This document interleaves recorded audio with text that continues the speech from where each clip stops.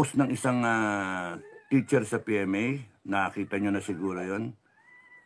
Basahin ko. Share ko sa inyo. Salamin ang kailangan. Okay. This came from the post of Rachel Luna Peralta. Mama teacher, Professor Rachel Luna Peralta. Ang gandang gabi sa inyo. Shout out sa inyo. I was once a civilian instructor at the PMA. In fact, it was at PMA where I started my teaching career in 1999. Hindi na kami inabutan. 83 ako eh. A year after I worked at UMA 5 PMA as a researcher and speech writer. I was then 23, batang-bata, no, when I embarked on teaching. The academic and military training that the cadets go through at PMA are rigorous and regimented. Hirap. But the underlying core values of courage, integrity, and loyalty are embedded in their daily routine. S. Indoctrination and code of conduct.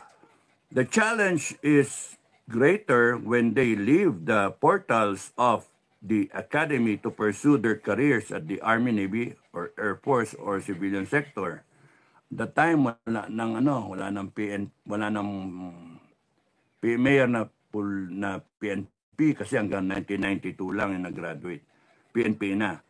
This is where their genuine skills and values are tested. Pagka nasa labas ka na, pagka nasa field ka na, you'll be exposed to a lot of hanky-panky, corruption within the service, government, mga ganun ba, negosyante, binabayaran ka, etc. etc.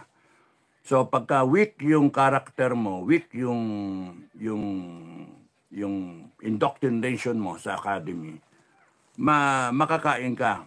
And ang sad is sometimes mula tiniente okay pa yan, captain, pagdating ng colonel, doon medyo nagkakaroon ng hanggang sa maging general. Which is a problem now that we are facing. Okay. Okay. This is where their genuine skills and values are tested. When former students are killed in combat, my heart bleeds for them. But when former students rise from the ranks, my heart cheers for them. Siyempre, estudyante mo, makita mo, naging general. No? When a PMA graduate hits the headlines due to conduct unbecoming of an officer or a gentleman, I feel despondent and memories flash back, recalling how military and civilian instructors did their roles in molding the young minds and character of these members of the Long Gray Line. What went wrong? Ano nangyari? Anyari? What needs improvement? Saan mali? Alin yung dapat baguhin? Ano yung dapat repasuhin? To my former PMA students who are now active officers of the Armed Forces of the Philippines, I urge you, 1999, so mga na yan ngayon, colonel na, mga colonel na. So yung mga 2,000 yan, plus nila Padilla, no? Colonel na. And then down the line, ewan ko kung hanggang kailan siya, no? So para yung mga colonel down the line na, iba general na. Wala pa siguro.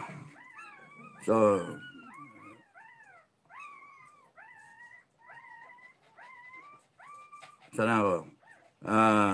I urge you always to live by the core values of courage, integrity, and loyalty, and to serve the people and country you have vowed to serve with dedication and patriotism. Once in a while, go back to PMA and revive the spirit of selfless service. Alam, sakit yun. That you nurtured in your heart when you were still pledging cadets. Kaya nga, yearly merong tinatawag na alumni homecoming. So pagka nandun ka kasi, alumni homecoming, parang nafe-feel mo ulit. Kinakanta pa yung yung Strong Hearts, yung PMA Hail Today, no? very solemn feel na feel mo kung talagang nararamdaman mo pa. Ayun. Sa akin naman, hindi ako masyadong nag-attend na ng homecoming because dito ako nakatira sa Baguio na nandyan na ang PMA. That's why I settled here in Baguio because I felt na I'm close to PMA, so by heart, yung malapit lang ako sa pinanggalingan ko ng courage, integrity, loyalty. No? And I did not stay on till retirement sa serbisyo kasi nawalan lang ako ng gana eh. Meron akong nakikitang hindi tama. No? So sabi ko, ayoko ng ganito. Kinakailangan baguhin. Ang tanong nga kung umabot ako sa Chief of Staff, if ever, mababago ko ba o kakainin lang ako ng sistema? Ewan ko, hindi ko alam. Okay. So, sabi niya, do not fail the people who trust you. Do not fail the nation that brought you to where you are now. Let not power nor dirty politics swallow your values. Do not allow people to hate you because you are doing the wrong thing. Instead, let them love you because you are doing the right thing. Konsensya niya mga mga estudyante niya, mga PMAyer. Help rebuild the nation scarred by the ill effects of poverty and corruption. We are at a critical period in our nation's history.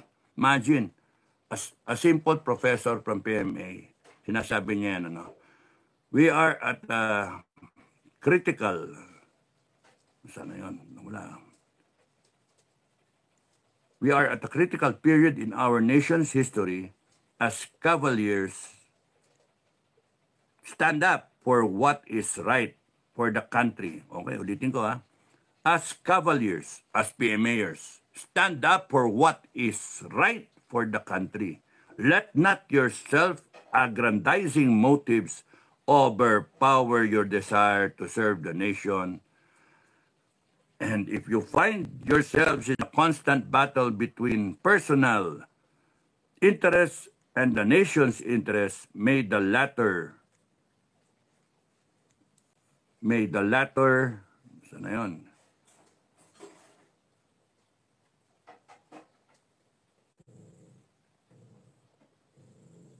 Prevail in all your decisions. Bayan ang unahin. No? Pilipinas ang unahin. Huwag yung personal na interest.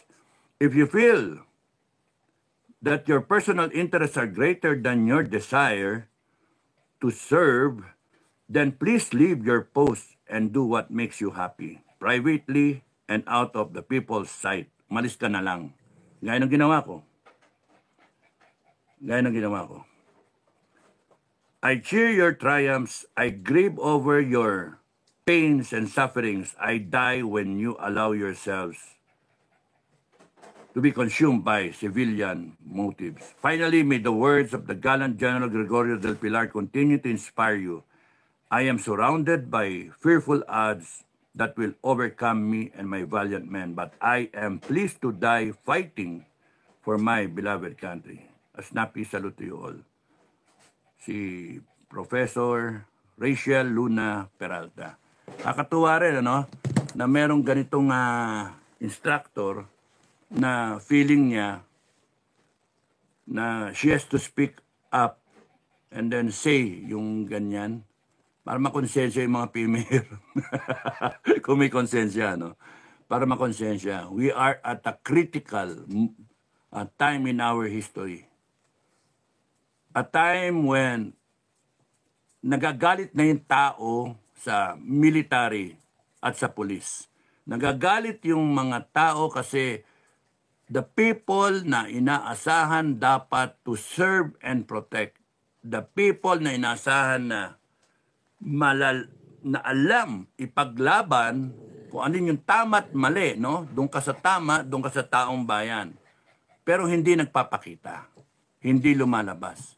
Kaya sinasabi niya kung nakikita mo na mas mataas pa yung personal mo na na interes, umalis ka na lang. Kaya kayong mga nandyan sa loob, kaya kaming mga nasa labas ay nagagalit o pinagsasabihan kayo, concerned kami, you call it what you want, kasi kasama namin ang taong bayan. We are the people. Yung pamilya nyo kasama rin. Now, we can do this either na hayaan nyo, pabayaan nyo, and then let a regime na questionable, na abusado, corrupted, na dumaming droga, lumaking criminality, pero sinasabi nila sa statistically, bumababa. Paano nangyari yun? Kahit saan ka pumunta nga, ang kwento, laganap ang droga. So, and then yung malapit na tayo maging komunista kasi infiltrated, no less than the chief of staff, sinasabi na infiltrated na ng komunista ang gobyerno natin, ang mga agencies at ang mismong armed forces. Anong ginagawa natin? Anong ginagawa nyo? Di ba? So, bakit ganun? Anong anyari? Dami-daming intelligence na pondo, intelligence fund, confidential fund. Ay, anyari. So here we are right now. Nasa situation tayo. Anong gagawin nyo? AFP, PNP, anong gagawin nyo? Kayong mga nasa itaas, anong gagawin nyo? Hahayaan nyo ba na bastusin ang profesyon natin? Ninyo. Wala na kami. Bastusin ang institusyon. Hanggang dun sa pinanggalingan na eskwelahan ninyo, yung akademya, bastusin. Niyurakan kasi alam nila yung formula. Magkano ba? Magkano? Ito bayad, salampak ko sa'yo. O, loyal ka sa akin, ha? Puta. Malis na lang kayo. Huwag yung tatanggap kayo, tapos nun, nandyan pa rin kayo. And you will lead the men and the women of the institution to commit crimes against the Filipino people. Kayo namang mga nasa iba pa, discern what is right and wrong. Pagka nakita nyong mali, magsalita kayong mali. Hindi yung yuyuko kayong ganyan pero pinapatupad nyo. Yung ginawa sa KOJC, tama ba yon o mali? O para akong Congress, yes or no? Tama ba yun, mali? Kasi kung mali, bakit nangyari? Yung ginawa kay Duterte, tama ba yun o mali? Isinubo sa ICC na walang jurisdiction. Walang jurisdiction kasi dapat dumaan muna sa korte natin. Wala. Hindi dumaan sa korte natin. Pinwersa. Tama ba yun na humihingi siya ng doktor niya? Tama ba yun na pinagkait yung kanyang doktor? Tama ba yun na yung kanyang legal na attorney bibit-bitin, poposasan pa Tama ba yun? Garapalan na abuso ang ginawa. And here you are, wala kayong ginagawa. At ngayon, panay ang salag, senatiri ayaw umattend. Anak ng toko kayo. Tapos babalikan ko yung sinasabi ko kanina na yung umiikot na yon, I will not give importance to that, whether kung si Gibo ay sinasabi na siya yung kasama do sa pagplano. I'd rather maintain my right to think, no? My thinking process. Lahat kayo involved, mga hinayupa kayo. Lahat kayo involved. Marcos, down the line. Involved kayong lahat. At pagka umikot ang gulong, there should be closure dito. Uusigin dapat lahat ng involved na yan. Ba't wala pa nagre-resign hanggang ngayon? O di lahat kayo involved. Kasi kung ako, sa standard ko, mga kabagang, Pare-pares tayo ng pinanggalingang eskwelahan eh. No? Ewan ko, absent siguro kayo no tinuro eh. Kung sa akin nangyari yon, lumabas ang pangalan ko, okay, erase. Balik ako. Kung sa akin nangyari yon at na-involve ako sa pagplano niyan, tatayuan ko kayo, ang sasabihin ko sa inyo, mga ina nyo, mahiya kayo. BBM, mahiya ka. Nagpalibing yan ng tatay mo. Sir, I'm sorry, pero Mr. President, I'm sorry. I don't want to be part of this stupid activity. Because for one, I know magkamali kayo. Kasi mabuhay ang Duterte na mga followers. Ang dami niyan. Langkay-langkay yan. Para mga babuyog yan. Tutuklawin kayo niyan. No? They will sting you. And you will suffer. Your government will go down. Dahil sa pagkakamali na yan. Sino bang gago nagsabi sa inyo na patanggal si Duterte? Kasi you're blinded with your thinking na kaya nyo. At pagka na-neutralize siya, nagmamadali kayo, mag-e-eleksyon na. Yun yung dahilan eh. Na kailangan mawala si Duterte. Parang susunod dyan si Sara. Pagka mananalo yung slot ninyo, kompleto yung inyong mga senator, line up, kasi may dahilan, natalo kasi wala si Duterte. Wala. Akala ninyo ganun lang. Hindi nyo isipin na pagka-dinaya nyo eleksyon, magkakagulo.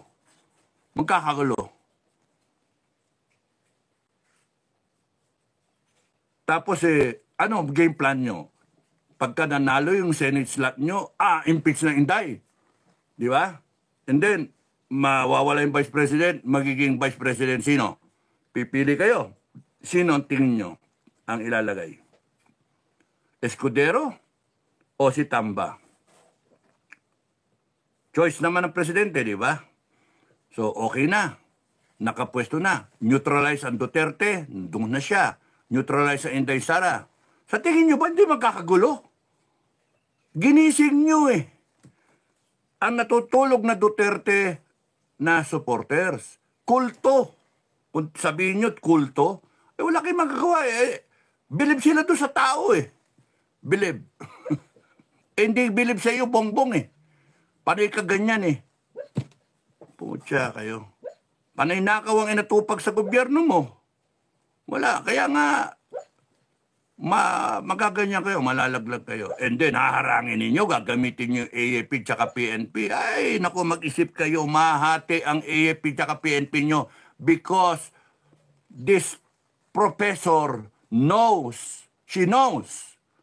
She knows because she taught them.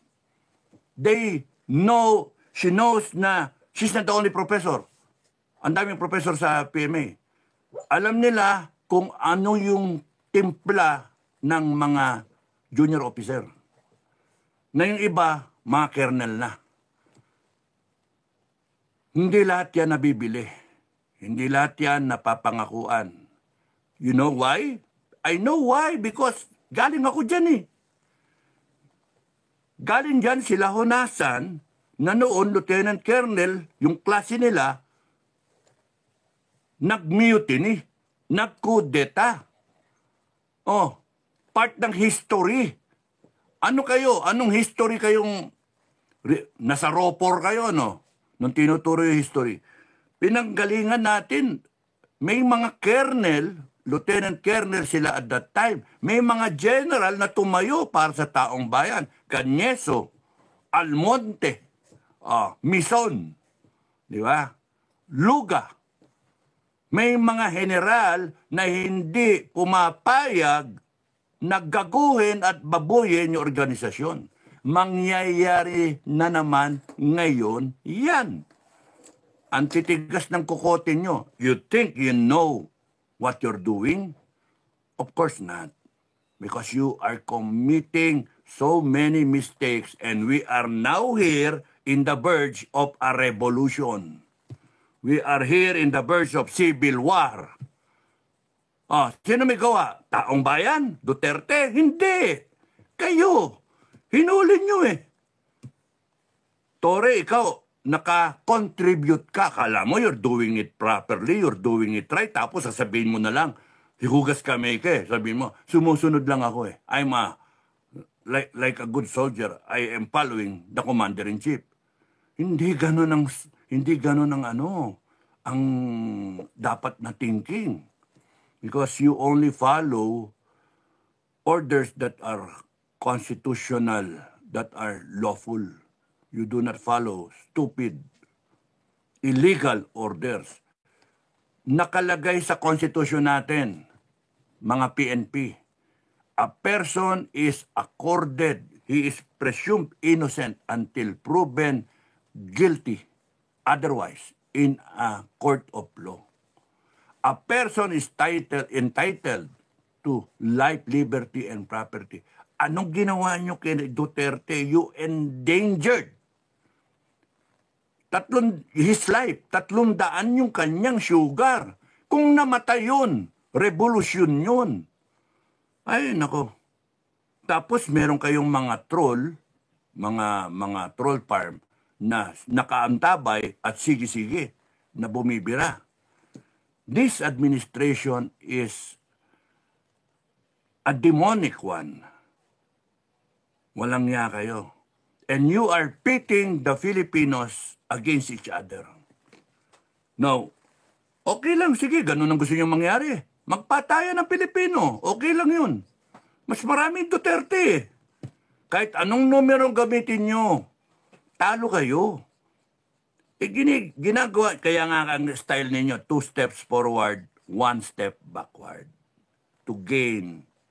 It's a daily thing to gain yung to put into effect yung plano nyo. It's all political. It's all a thirst for power and riches. No? Pera ng taong bayan. Yun, ganun kasimple. At para sa mga Pilipinong hindi naintindihan, go ahead, wala na kaming panahon para sa inyo. Bahala kayong maniwala kayo sa narrative ninyo. You stand with them. You stand with government. You stand with the demons. No? Because the coming civil war, the coming revolution is going to be bloody kung hindi iiwasan. Kaya nga kami nagbablog, gusto namin iwasan eh. Hanggat paano, ayaw namin na may Pilipino na masaktan eh. Gusto namin na maayos to peacefully eh. Pero sa ginagawa ninyo, hindi eh.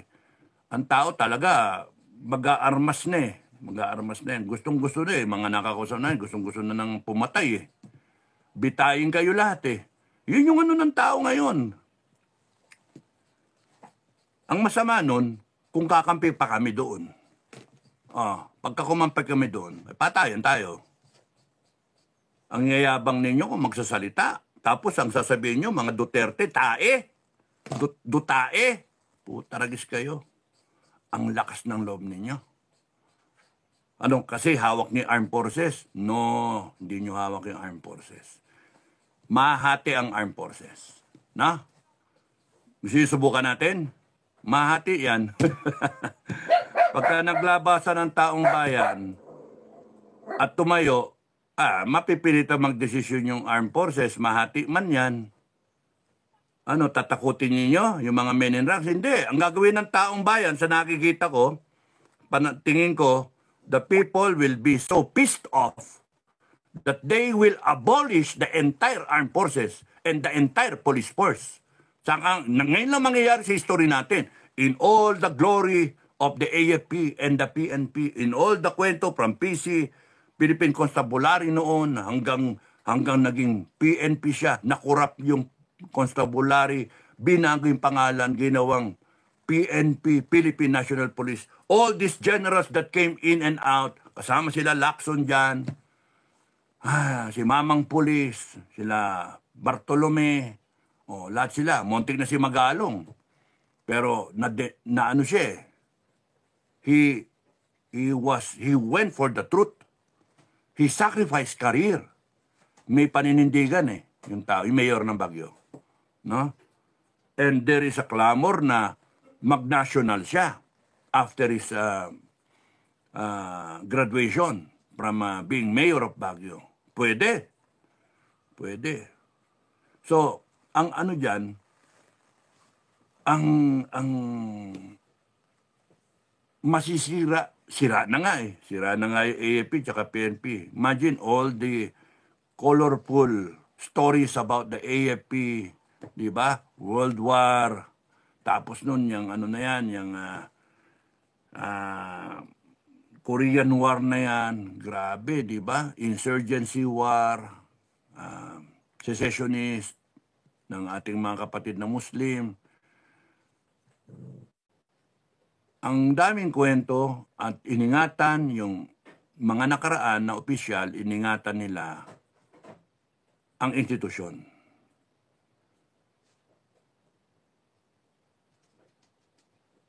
Anyari, bakit ngayon hate na hate ng tao yung institusyon? Doon kami nababagabag. Kaya nga sinasabi ko the people, when they rise up in anger, declaring a revolution, can easily disband the entire armed forces kung di kayo papanig sa taong bayan. And they will create a new one. Sila nagpapasweldo. Sila we the sovereign Filipino people. Ano, magmamatigasan kayo? Hindi. Kaya nga, there will be a break sa tingin ko. There will be a break. Mahati. Matitira dyan, general. Mga general. Yung mga colonel, lieutenant colonel, down the line, they will break away. Ang pagkakaiba lang dati, merong RAM. Reform the Armed Forces Movement. Sinabi ko na yan eh. Tapos yung later years, may SFP, Soldiers of the Filipino People, at saka YOU, Young Officers Union. Ngayon wala. Pero it can happen spontaneously kasi merong internet ngayon. Hindi kagaya dati, tawag-tawag ka, hindi pa ganitong cellphone, no? Tatawag ka, hello, hello, party line. Pero ngayon, with the click of a finger, makontak mo na hanggang Mindanao. Cell site, etc., may internet, ang information, ang dali. Kahit may disinformation, by this time, itong mga opisyal at mga sundalo ay meron ng pinapakinggan na tiwala sila na hindi fake news. So, tingin ko mahati eh. Yun yung ano ko, mahati. Kasi doon yung mga indikasyon eh. May mga chatter sa group chat nila, may chatter sa mga mga alma mater by class or by association. Some are silent but they know what's wrong and they're just waiting for the right time. May tatayo, kung may tatayo o wala. Pagka tumayo ang taong bayan, yun na yun. Tatayo ang taong bayan, buo taong bayan. Kaya nga, if people are united, nagdedelikado tong administration. Kaya ang inaano nila, sirain. Kaya nga ang suggestion ko lang sa mga grupo-grupo, unite. Tama na muna yung siraan. Tama na muna yung kanya-kanyang agenda. Tama na muna yung, excuse me, tama na muna yung kanya-kanyang ambisyon. Excuse me. Kaya mas maganda, isa lang ang pakay. No? One time, big time. Ganun ba? Para hindi kayo nakakainis na rin eh. Pagod na yung tao eh. No? Pagod na. At make sure na kayo yung nasa harap. Kayong mga senator, kayong mga tumatakbo, kayong mga leader, tumayo kayo. Kita-kita ba sa harap? Lead the people, not only one person. Mas maganda yung nakita ng tao, nag-unite talaga lahat ng grupo. And then, yung mga nasa AFP at mga PNP na matino, automatic yan. You will be, yung matitino, you will be incorporated do sa bago. Kung mangyayari yun. Tingin ko mangyayari yun. Kasi sobrang galit ng tao eh. Talagang papatay na yung tao eh. Pigilin mo, galit na galit eh.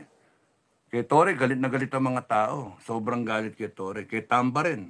Kay Bongbong rin. Si Bongbong, yung galit nila ng tao, dahil sa command responsibility, ikaw ang presidente, gago ka eh, pinabayaan mo, sinayang mo yung boto ng tao. Panay pangako ka. Yung kay Tamba, dahil sa ambisyon mo, galit na galit sa'yo, tsaka yung pangungurakot ninyo. Yung kay Torre, dahil sa sunod-sunuran ka, no?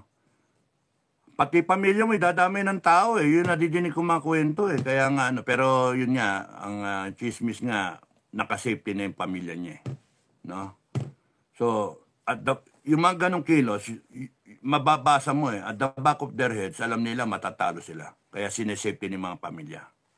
Okay? At the back of their heads, alam nila na anytime puputok yan. Galit ang tao. Maglalabasan yan. Armado. Lahat ng tao. Anong gagawin mo? 1,000,000 tao may tirador. Maubos yung tirador sa palengke. Na lahat may tirador, may daladalang holen. Yun yung bala.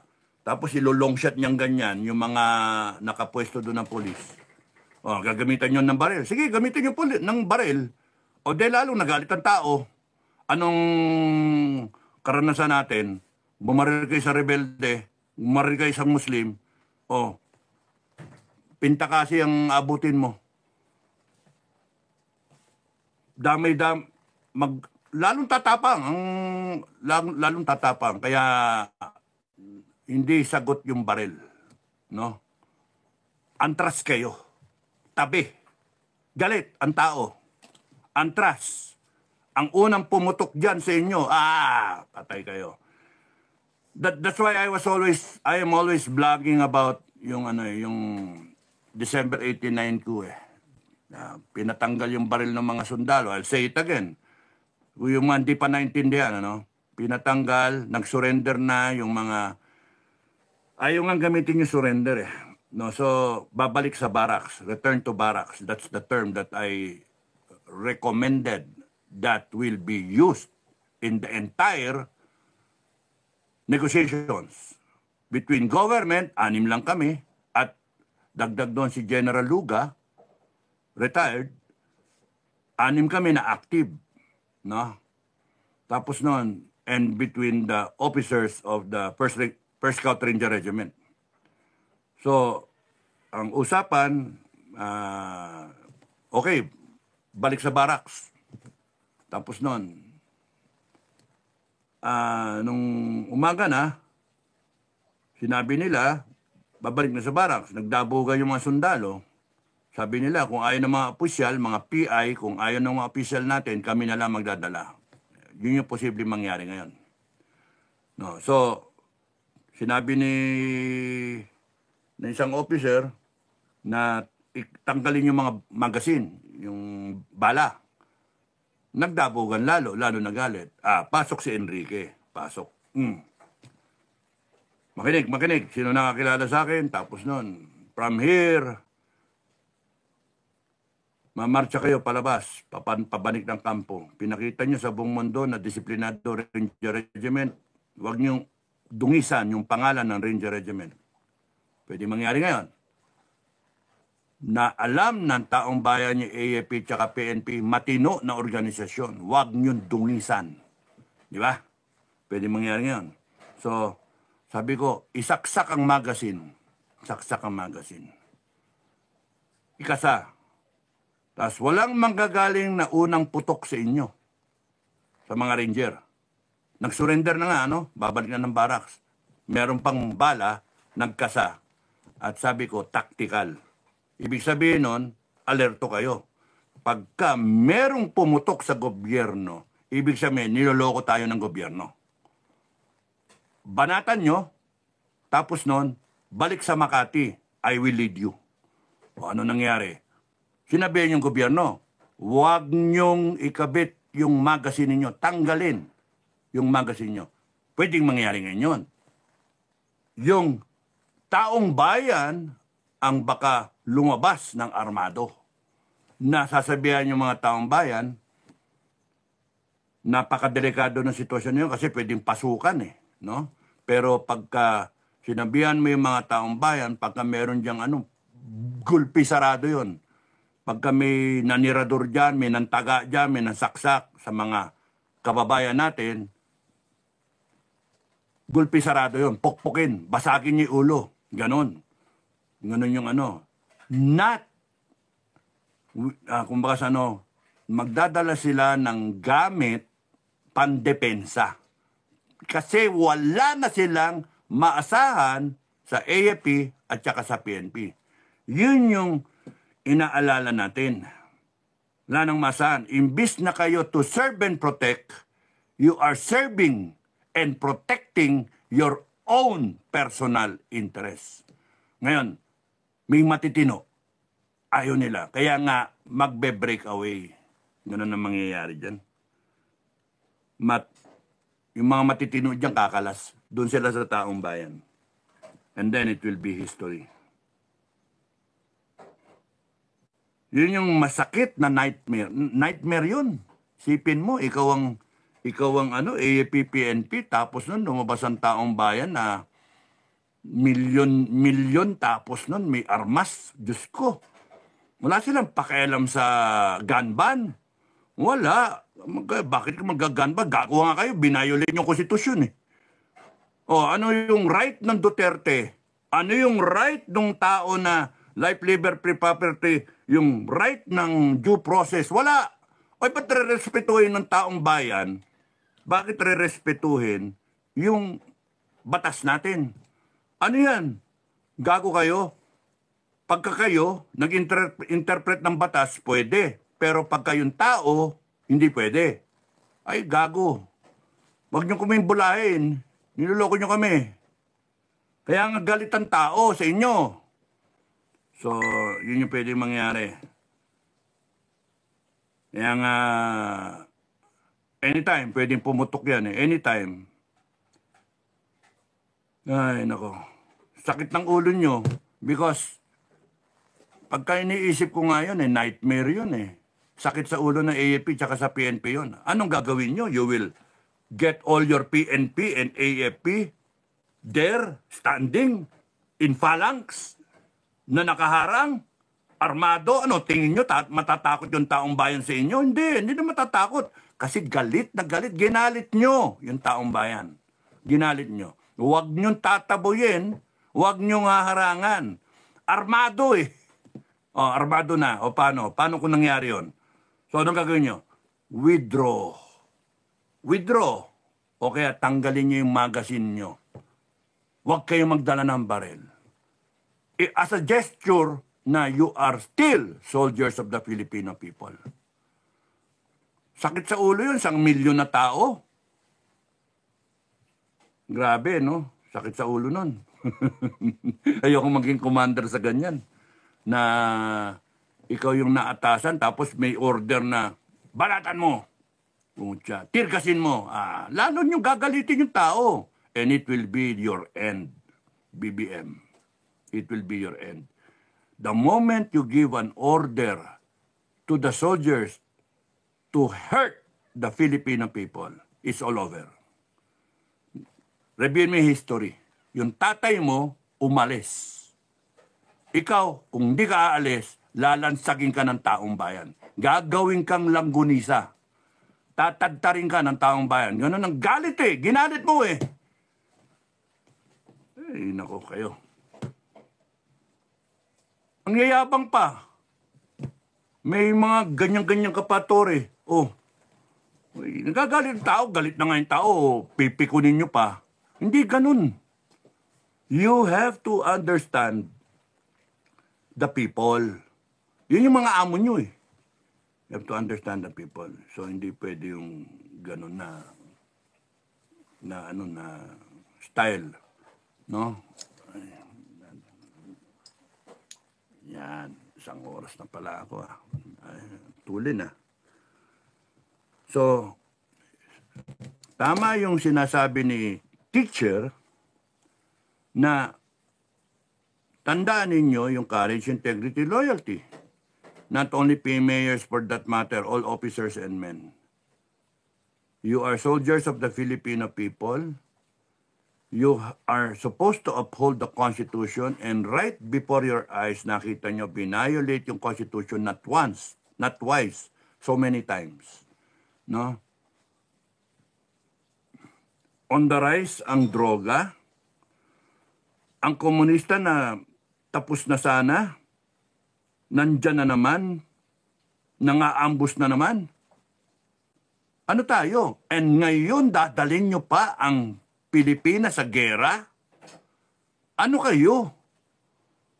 Kayong mga sip-sip, buto, sip-sip, mukhang pera, mukhang posisyon. Kaya galit ang tao. Yung galit na nga sa ninanakawan nyo, galit na nga sa mga nangyayari ngayon. Walang batas eh. Pero sasabihin nyo, nagbabayad ng batas ng taong bayan. Wala na ngang freedom of expression kasi binibire. Tapos dadagdagan nyo pa, ipapasok nyo pa sa gera. Hanip kayo. You have sincerely failed the people. That's why they will rise up. And this time, no more peace rally. Yun yung problem eh. No more peace rally. Because nag-iisip eh. Papagod din sila eh. Peace rally, naubos na yung suporta natin. Pinapakain natin, yung dami na yan. Tapos nun eh, paano?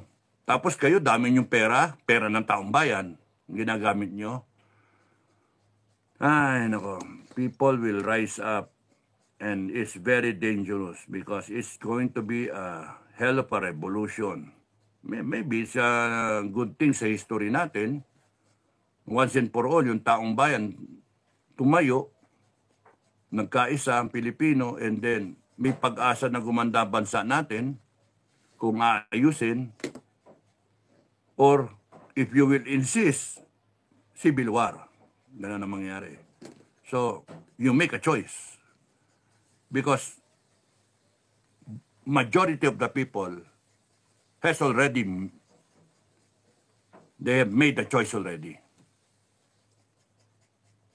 Majority. Now, it's up to you. Whether you want this to explode right before our eyes and then we will be remembered in history na nagpatayan ng mga Pilipino. Yun ang gusto nyo? Dahil lang kay Bongbong Marcos na ayaw magpa-hair follicle drug test. Oy, pagka ikaw bumaba ka, automatic ka, hair follicle ka, automatic. Gusto ko naman kung talagang ano ka, durug, kung talagang user ka, makikita naman yun eh. Kasi yung tsura mo, ngayon, wala. Bangag na bangag ka. Make a choice. Do you want this country to move forward? Do you want this country na mabangkarote? Na baon tayo sa utang, 17 trillion by end of this year, 2025, and another trillion next year, another trillion next year, next year. Abutin tayo ng 20 trillion by end of your term. No. Hindi papayag ang taong bayan doon. And then, tamad na yung Pilipino. Ayaw na magtrabaho. Dahil sa lintik na mga ayuda na yan. No, cannot be. Binaboy nyo. PhilHealth, ano yan?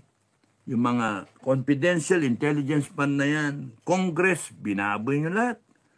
Tapos nun, yung mga Maharlika Fund, PDIC, yung Ginto, binaboy nyo lahat. And then, very important sa inyo yung 125 million ni Sara Duterte. Ha? Tapos yung iba dyan, sasabihin, kamping-kampe ko kay Sara. Kampe ako sa tama. Kampe ako dun sa nararapat, sa katuwiran. Hindi nyo ako mabobola.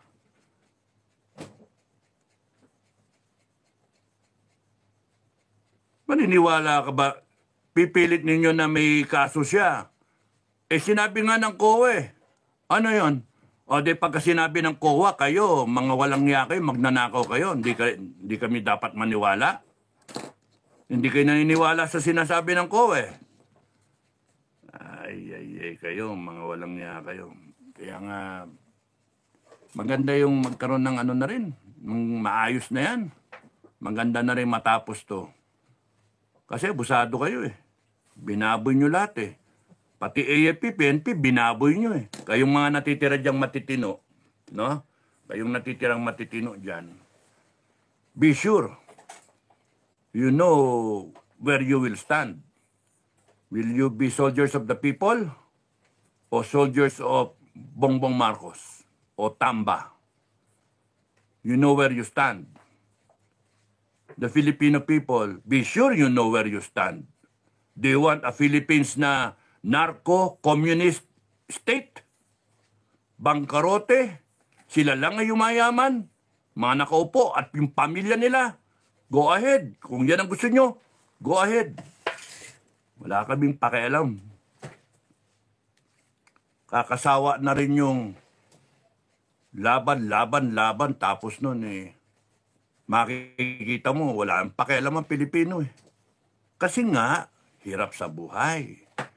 Pero yung one time, big time, sakripisyo ka ng 3-5 araw, tapusin natin, and then, we do it properly, we do it right. Gloria na. Diba? Yung magdala kayo ng pagkain ninyo, huwag kayong umasa na may bibigay sa inyo. Thank you na lang kung meron nagdala ng pagkain. Thank you na lang. Pero yung may baong ka, magtiyaga ka, hindi ka mamamatay. Isang Skyflake, isang araw, hindi ka mamamatay. Magdala ka ng marami, magdala ka ng mansanas. Isang mansanas, isang araw. May laman lang tiyan mo, magdala ka ng tubig. Yung sarili mong sustenance, huwag mong iasa sa ibang tao. Kung kaya nyo magdala ng extra, ade magdala kayo extra para kung meron kayo mabigyan. You help each other because this is our country. This is our future. Kaya nga, sayang kung gusto nyo maging komunista tayo, eh, okay lang ako.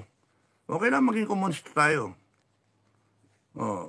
Mag-apply ako na advisor. Yung komunista, no? Communist, no? Philippines, no? Advisor. Mag-apply ako. Kung hindi, titirahin tayong lahat, eh, no? Purging yan, mangyari dyan, eh. So, kung magiging tayo, drug addict lahat, okay lang, lalaklakin ko na lang lahat. Magdodroga-droga na rin pala, lahat ng Pilipino, eh. Pero kung kunyaring magkagulo talaga, ay, meron akong, I will kill as many as I can. Kaya pa naman siguro. Magmamakaryo sa kaya ko. Kailan ka tumanda, no? And I know na pati yung mga retired, hati rin eh. So, ewan natin kung anong mangyayari. Pero yung given ngayon, balikan ko na yung sinasabi ko kanina. Hindi na mahalaga kung sino yung involved eh. Ang mahalaga, Duterte was kidnapped, not given the rights entitled to him by the Constitution. He was taken out, given to a foreign court, and right now he's there. And that is not right. Yung mga nagsasabi, tama lang, kaso yan, maharapin niya, bobo kayo, gunggong kayo. Be sure you defend Bongbong when the right time comes. You defend him to the hilt because nasa Constitution natin, in a court of law natin. Yang ICC na yan walang jurisdiction. Kahit anong ipilit nyo, hindi pwede. Hindi pwede. Kung kaya yung gawin niya sa isang presidente ng Pilipinas, former president, sa isang 80 anyos,